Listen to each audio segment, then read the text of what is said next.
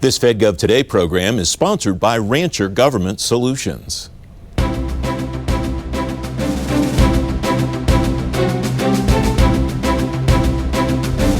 On this edition of FedGov Today with Francis Rose, the Tech Modernization Fund comes off life support on the brink of the next generation of IT transformation, and the Navy's research arm finds a shipload of warfighting solutions.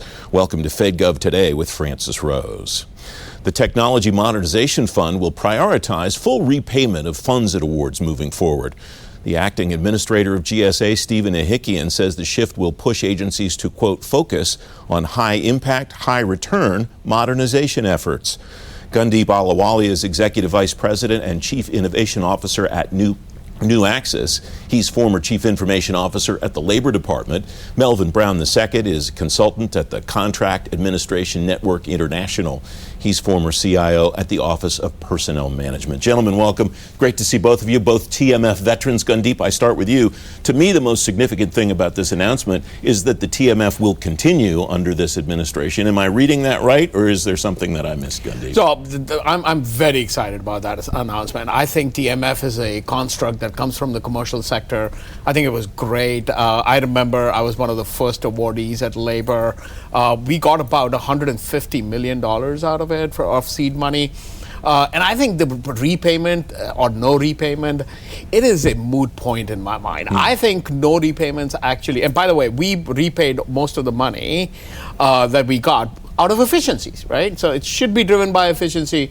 It should be driven by adoption of commercial technology. It forces the people to rethink their processes, and that's how we have operated. And I continue to operate in the private sector as well. You know, it's incredibly encouraging to get this announcement, and I'm excited about it. Melvin, what did you see in the executive or in the release from GSA about TMF that jumped out at you? Well, the thing that really jumped out at me was, one, I agree with Gundeep. I think it's a phenomenal program, and I am glad that they're continuing it. I am concerned about the repayment, though, the full repayment.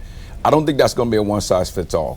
For the smaller agencies, they're concerned about their out-year budgets, and with the reduction of out-year budgets, they may think twice about even going to the TMF to get that money for modernization. That was one of the things that we considered at OPM was we laid out a roadmap for modernization, and then we looked at, what are the funding sources that we're going to be able to use doing that. We used the TMF money for some of our smaller things that we could do, and so that was around Zero Trust, helping us to get that done, opm.gov and getting that done. And then the longer term plan was to use that money for modernization of our mainframe. One of the things that was interesting about the original stand-up of the TMF was we were supposed to be getting rid of the COBOL mainframes, and we all know that just hasn't happened over the last 10 years. What can the TMF do in the form in which it will proceed? What can it do to accelerate the kind of transformations that you just talked about? Gundeep, you first, but Melvin, I want to know what you think of that too. Yeah, so I agree with Melvin, but I do think that this forces us to rethink, like, where is the innovation, or where is the saving, right? A full repayment or not. I think there are a couple of constructs that I wanted to do. The underpinning of adopting commercial technology, the underpinning of shared services and consolidation. At the Department of Labor, when I showed up, there were like a lot of CIOs running around. When I left, I was the only one who was a CIO, right? And I think that's a compliment that I have received from DOGE as well, right? Like, they don't have to deal with many people. I think those underpinnings need to become a requirement. And then adding emphasis on velocity. Both the award process at the TMF, I think they have made strides over a period of time. In the beginning, it used to take an inordinate amount of time. Now it has become a lot better, but I expect it to be, why can't this be a Shark Tank? Mm-hmm. Within 2 days, you get the money and you're off and running, and within 6 weeks, you can implement stuff and show value to the American taxpayer. Part of that, I imagine, though, is being able to demonstrate a record of being able to get to production in 6 weeks. That is absolutely true, right? And as the Chief Innovation Officer at New Axis, I'm trying to do that as well, bringing my knowledge from Department of Labor and the way bureaucracy works. But I also think that right now we have a little bit of a tailwind, because bureaucratic processes are under they are under reform, right, and rapid reform, I would say. So we should take this opportunity, right, take the money, take the commercial technology, and bring innovation, put AI to work, which is another thing I did not have 6-8 years ago. right? I'm very exciting. And I think this is a very exciting time. Melvin, Gundeep used the word velocity, and is money the driver of that velocity? Because TMF had $1 billion, and we got a lot of projects out of it, but we don't see the velocity that you just talked about. Right. So one of the things that I've said, and I continue to say, that IT modernization really is not about the technology. I think it's about modernizing the business of IT and how we deliver that. That seems to be the biggest challenge. The technology has always been there, but our ability to get frameworks in place, to your point, at OPM, we use the Scale Agile framework to bring everybody together, to bring the business requirements together, and it led us to some great results. I just read recently that OPM now is going to be all digital on retirement services. Well, that was fed by the roadmap and all of the TMF work that we did to get us there, to get that velocity that you're talking about. But I think we have to take an enterprise approach and look at modernization holistically and look at all of the policies, all of the things, and the budget is key. We have to have a consistent budget stream to fund those types of modernization. If you go back to the MGT Act and you look at the second part of that, agencies were supposed to establish an IT working capital fund. And you had to go back to Congress to get the transfer authority so that you could do that.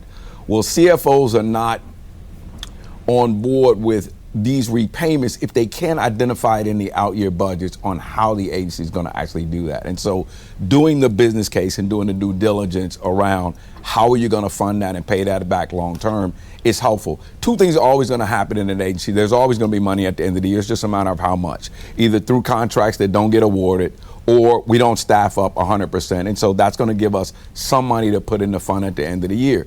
But without having a consistent stream of revenue to support your modernization roadmap, it's just going to be difficult for agents to be able to fully repay that back going forward. Go study DOL. We had a working capital fund, and we had expiring funds authority that I got from Congress, where you can sweep all the end of year funds into the working capital fund and deploy it in building that velocity that I was talking about earlier. Does all of this impact the way that someone should think about what projects they apply for TMF funds for and which ones they don't, Gundeep? Right. So I think most of it should be driven by business value, right? What is the most impactful for the American citizen?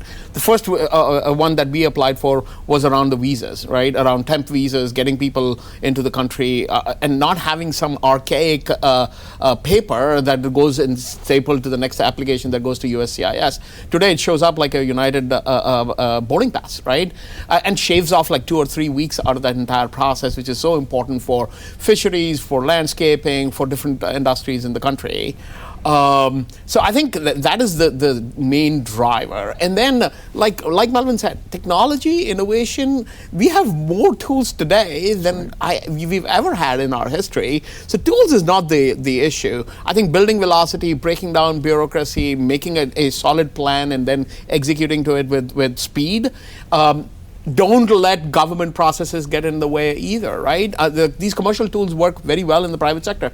So why can't we adopt them and make sure that we tweak our processes to fit them rather than tweaking the COTS tool and making them custom in the other way? We have about a minute left, Melvin. Same question to you. Any difference in the way that you would look at projects to apply for TMF funds for versus not? Yeah. Two things. One, I would look at, to Gundeep's point, let's look at the business value. What does this solve? I mean, we want to be able, as we like to say, we want to be able to deliver aspirins to headaches and not vitamins. And so we want to be able to deliver things that are going to solve the problems, that are going to meet the needs of the American people, and it's going to bring us the biggest value for our customers. We want to do that first and foremost. All right. If you're on the TMF board, what are you looking for as far as projects to fund versus projects that you will decline? Well, I'm looking at projects that are going to scale. And so one of the things that we have to consider is the scalability of the solution. It can't just be for 2,000 to 3,000 people. Our solutions have to be able to scale multi-generational, and they have to be able to scale millions, 2 to 3 million specifically at OPM. And so those are the types of things I would be looking for. One, the value does it bring, what problem does it solve, and how scalable is that? I think the money is the last point. And the reason I say the money is the last point is because until we decide to make the investment from an enterprise perspective, I don't think we're ever going to see the modernization and the value that we truly could get. Melvin, Gundeep, it's great to have both of you here. Thanks for joining me today. Good to be here. You can read more about all the changes coming to the TMF on today's show page at fedgovtoday.com. Up next, next. On the brink of the next generation of IT transformation, FedGov Today with Francis Rose will continue in a moment.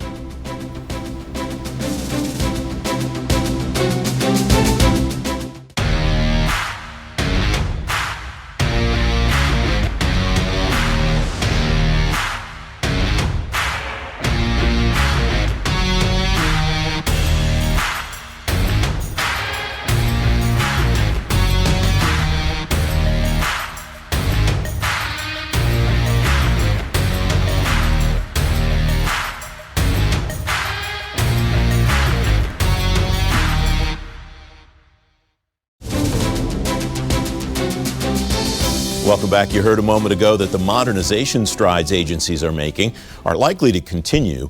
Federal agency leaders say they want to see if the next generation of modernization will have the same goals as the work agencies have been doing.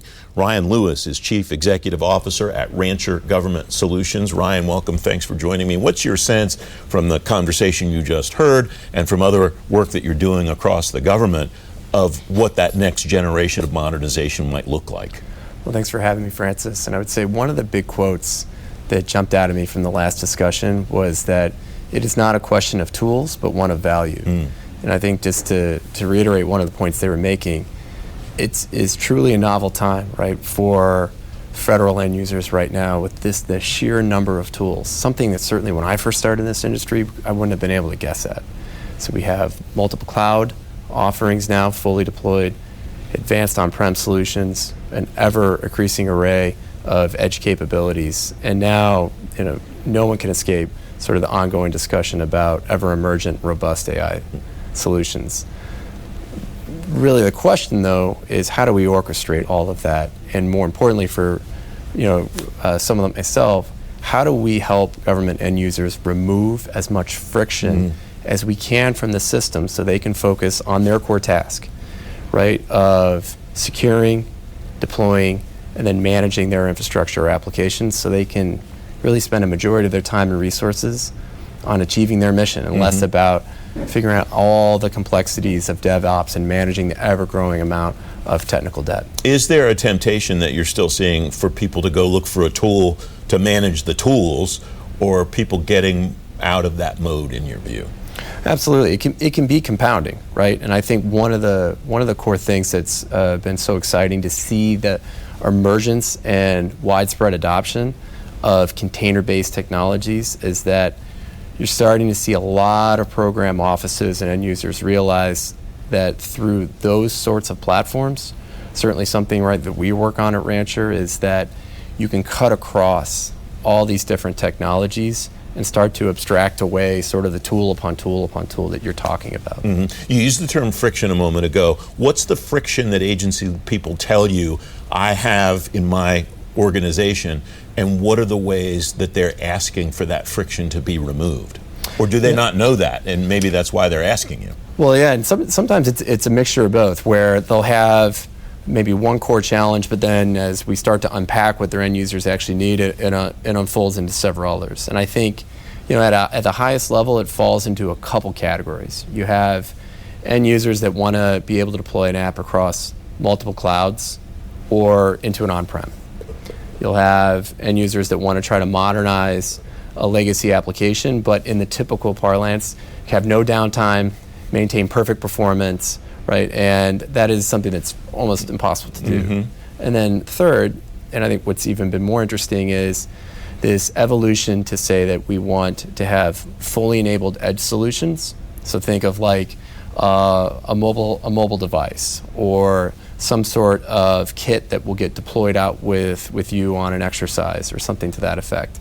That has to have the same level of functionality as you would expect for an end user back in a command center, but also have all the other capability of it needs to operate in a disconnected environment and be ruggedized and things to that effect.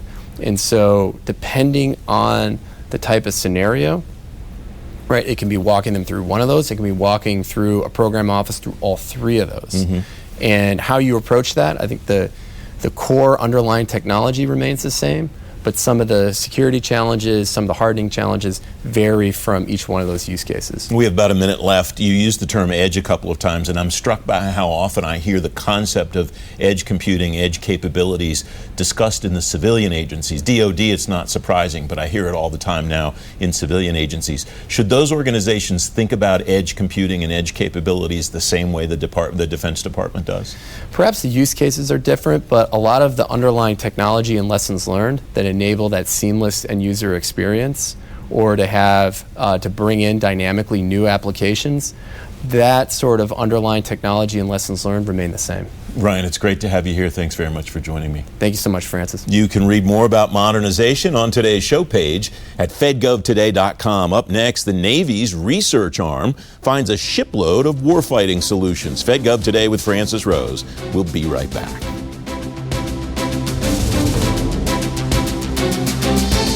If you're looking for real answers about securing the cloud in government, you'll find them on Cloud Security In Depth, presented by Cisco. In the era of AI, leveraging data is super important. It's what feeds machine learning and ultimately decision making. And such, protecting data is paramount to the enterprises that we work with across the federal government. That said, to do that successfully and effectively, you have to have a unified policy and visibility. It's having an effective unified control capability with your SecOps. So your security ops to support what your mission ops or your ConOps plans are. But the end user has a mission to perform, and the complexity doesn't matter. It's got to be, easily executable. So in that case, it's balancing that effectiveness with security and safety, and then the trustworthiness of data. Welcome back. The Naval Research Laboratory's latest developments range from customized aircraft platforms to breakthroughs in insect repellent. Captain Jesse Black is commanding officer at NRL at Sea Air Space recently. He tells me about his command's mission. The Naval Research Lab is the corporate laboratory for the Navy. So there's a lot of laboratories that are out there like, well, why do we have one for the Navy? It comes back into that maritime application, that maritime domain, and being principled about what is happening and the needs that keep coming to us. We are 10 minutes away from where we're at right now. And you see me representing about 2,700 government employees, 1,800 science and technology, and about 900 PhDs. The laboratory's right over 100 years old. Started off with Thomas Edison and Secretary Daniels. This idea that science and technology needs to be a major player for our warfighters to give our warfighters that advantage. It's been instrumental since that day, since they started. The testimonials are there from radar in World War II into GPS, into the advanced radar systems that we have today. We focus on everything below the ocean floor, through the ocean column, atmospheric column, and into space. So it's pretty wide application of what we touch. Again, to deliver that lethality to the warfighter, it takes time. There has to, science just doesn't happen serendipitously. You have to have purpose and intent to be focused on where you're going, and that's the mission of the laboratory, to do that. How do you determine what you're going to study, what you're going to research, what you're going to experiment with? Do you get assignments from other parts of the Navy? Do your scientists and experts and others flag opportunities for you to study, some combination of both, something else? All of the above. Yep. Scientists are currently scouring what's next state of the art. If we talk about quantum technologies and where they're going to be, scientists have been working on that for many years and trying to deliver those technologies for the Navy. But it can be immediate near-term activities like running rust on ships and where we're at with new advanced paint systems and coating systems to save the time frame of the sailors and protect our ships. Admiral Goucher is very much aggressively going after sustainment of that submarine fleet and getting those submarines out of dry docks faster. What technologies do we have for our tank inspections or monitoring tank systems or helping out with non-destructive testing and engineering? So across the gamut, the influence comes in. We look at the guidance that comes in from the Secretary of the Navy, from the CNO. We look at our portfolios and manage those portfolios to drive towards those needs with what we have. What are the major portfolio areas that you're working right now, sir? They are very vast and ranging. Undersea warfare, mine detection, doing things in the autonomous domain, a lot of in the robotics sector. How do we pair machines and humans in this sort of harmonious sense as we move forward? But advancing AI technologies, understanding what ChatGPT is going to do for our sailors and how does that incorporate into making maintenance easier with what folks are doing. Into the biomedical realm of understanding the new proteins that they need to understand to synthesize for a new disease that they may have to get after. So it's wide ranging.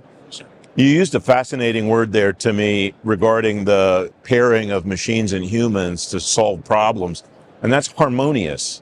I wonder what that looks like and how one determines what the right role of each is to create a harmonious partnership between those two. I mean, I imagine that's one of the really seminal questions. Oh, for sure. And that's what we think is almost in the near term of what's happening today. Mm-hmm. You look at great companies like Boston Robotics, who produces a great product. We take that product and infuse it into our Navy environment.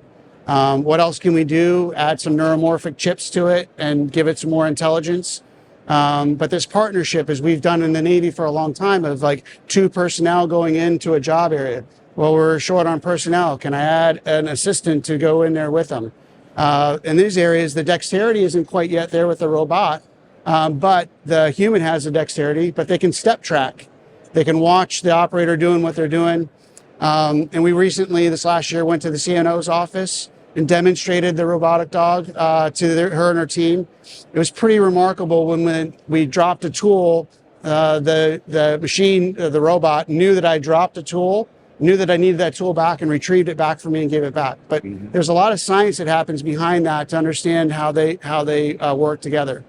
But what was testimonial was when we walked down the hallway of the Pentagon and all the people like pushed to the outsides. And that was the example where the scientist said, this is what they're trying to drive in human nature, is that the robots are going to be part of us. And the robot needs to be sensitive to the humans, not that the humans need to be sensitive to the robots as they're working. And so it was really testimonial. Yes, sir. What success have you had in bringing commercial technologies into the work that you're doing, and not necessarily just it's not an approval process, but an incorporation process, it sounds. Well, I'll go right back to the quantum discussion. Yeah. We are not working on quantum computing. IBM, Google, IonQ, a lot of great companies are working in the compute area. We're working on how do we bring that technology into our Navy environment. And so we partner with them, we work with them about what is it going to mean and how we're getting after this. So I'll go back to corrosion. There's a chemical equation, it's an undeterminate polynomial they've known for years in the chemistry world. We're actually unlocking that chemical equation through a quantum computer married back into a supercomputer to go and solve this problem. So there's that sort of, we're not going to make investments where, folks are already doing that part. Our job is to leverage with them and partner with them and make the best thing for the Navy that we can do. A lot of the things that you do are really high profile, really sexy. There are a lot of things that you talked about already in this conversation that I think might not even occur to an outsider like me that's important, number one, and number two, it's something that folks are addressing. You mentioned some of the maintenance things that you're getting after and so on. How do those come to your attention as things that are something that you should spend time on? A lot of times it comes into the business case analysis. It's the dollars or the time spent. A lot of this is in our corrosion branch. We have a corrosion branch down in Key West, Florida that does a lot of corrosion research for the Department of Defense.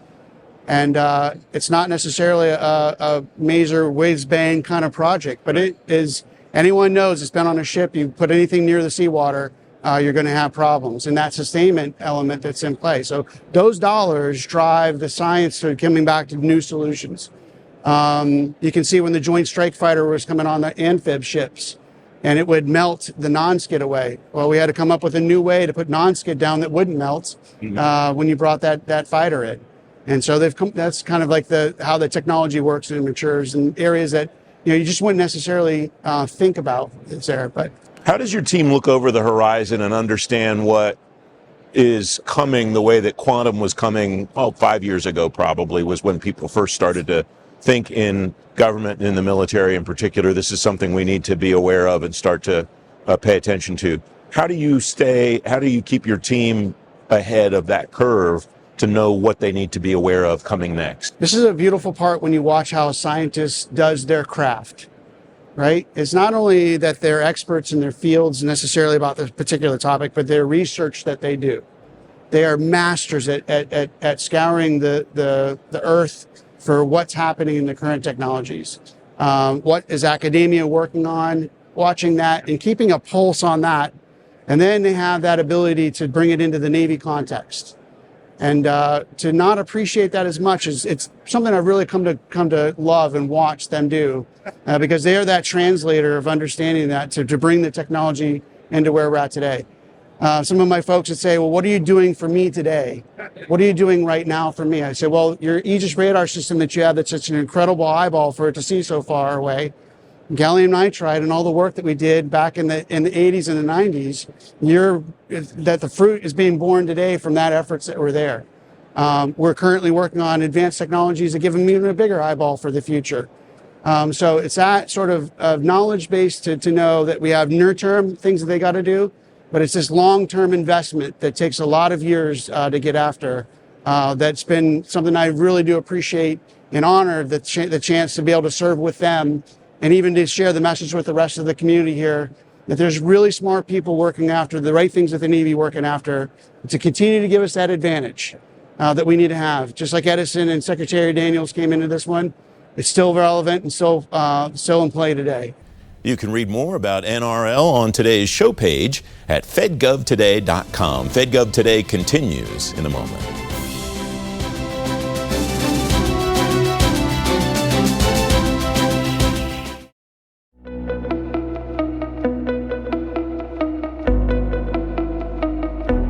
You've got great staff, use them and listen, right? You've got SMEs who've been in for a long time, who understand, and they understand that they need to connect us, industry, with the right people, not just decision makers, and having those meetings and saying, hey, do you even like how you're using our platform?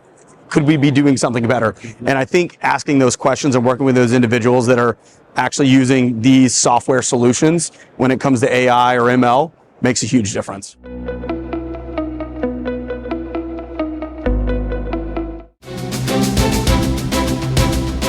FedGov Today TV returns next Sunday morning at 10:30. I'm Francis Rose. I will talk to you then. Thanks for watching. Have a great week.